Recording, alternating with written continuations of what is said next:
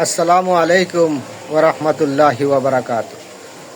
আজকে আমি 12 ফেব্রুয়ারি 2026-এর ত্রয়োদশ জাতীয় নির্বাচন এবং গণভোটের বিষয় নিয়ে কিছু বিষয় কথা বলার জন্য আপনাদের সামনে হাজির হয়েছি। বাংলাদেশের ইতিহাসে একদিকে ত্রয়োদশ জাতীয় সংসদ নির্বাচন, অন্যদিকে আমাদের সংবিধানের কিছু ধারা বদলে দেওয়া ও যুক্ত করার জন্য প্রস্তাবিত 30 দফার জুলাই সনদের উপর গণভোট। আসুন আজ আমরা প্রথমে এই 30 দফার ময়না তদন্ত করব, জানব এর ভালো মন্দ এবং ইসলামিক ও বৈজ্ঞানিক ভিত্তি। অনেকেই ভাবছেন এই 30 দফা কখনো কিভাবে বাস্তবায়িত হবে। জেনে রাখুন, গণভোটে যদি হা জয়ী হয় তবে নির্বাচনের পর গঠিত নতুন সংসদ হবে একটি সংস্কার কাউন্সিল। সংসদ বসার পর অগ্রাধিকার ভিত্তিতে এই দফাগুলো সংবিধানে যুক্ত করতে সরকার আইনিভাবে বাধ্য থাকবে। এটি কোনো দলীয় দয়া নয়, বরং আপনার ভোটের শক্তি। 30 দফার 13 নম্বর পয়েন্টটি নিয়ে দেশজুড়ে সচেতন মহলে যে আলোচনা হইতেছে সেটি 21 বছর বয়সেই আপনি হতে পারবেন সংসদ সদস্য। কিন্তু বাস্তবতা কী বলে? ইসলামী শরিয়া অনুযায়ী নেতৃত্ব একটি বিশাল আমানত। সূরা নিসাতে আল্লাহ যোগ্য ব্যক্তিকে আমানতের দায়িত্ব দিতে বলেছেন। 21 বছরের এক তরুণ কি রাষ্ট্রীয় আমানত রক্ষার মতো প্রজ্ঞাসম্পন্ন?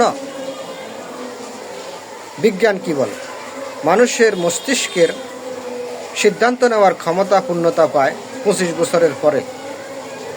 তবে কেন আমরা আবেগের বশে এত বড় ঝুঁকি নিচ্ছি? 4 বছরের এই ব্যবধান হয়তো দেশের জন্য ভয়াবহ রাজনৈতিক অপরিপক্কতা ডেকে আনতে পারে।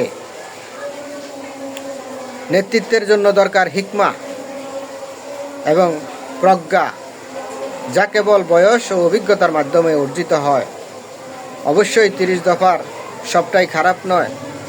প্রধানমন্ত্রীর ক্ষমতার ভারসাম্য, স্বাধীন বিচার বিভাগ এবং তত্ত্বাবধায়ক সরকার ব্যবস্থার স্থায়ী রূপ আমাদের দীর্ঘদিনের দাবি ছিল। এগুলো আমাদের জন্য রহমত স্বরূপ।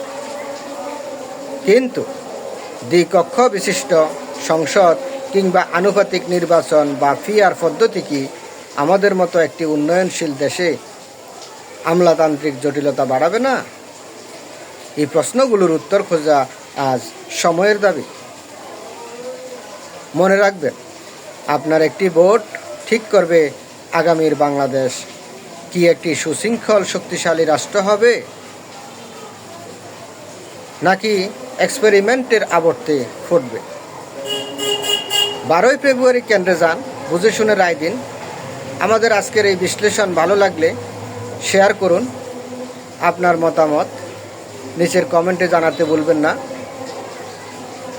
ধন্যবাদের সাথে অনুরোধ করব, ভিডিওর উপরে টাচ করে বিস্তারিত পড়ে নেবেন, কারণ আমি এখানে শুধুমাত্র কিছু সংক্ষিপ্ত কথা বলেই আমার বক্তব্য শেষ করতেছি। আল্লাহ হাফেজ। আসসালামু আলাইকুম ওরহমতুল্লাহি ওবরাকাতুহু।